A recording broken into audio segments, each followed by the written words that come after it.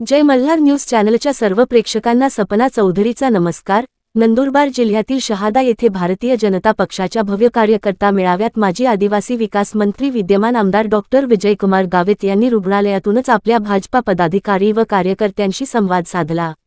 Video कॉन्फरन्सद्वारे त्यांनी हा संवाद साधला। याप्रसंगी अनेक पदाधिकारी व कार्यकर्ते भावुक झाले होते।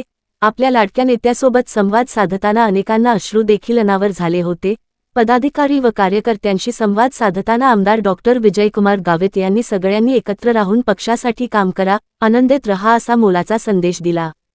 सपना चौधरी, जय मल्हार न्यूज, नंदुरबार।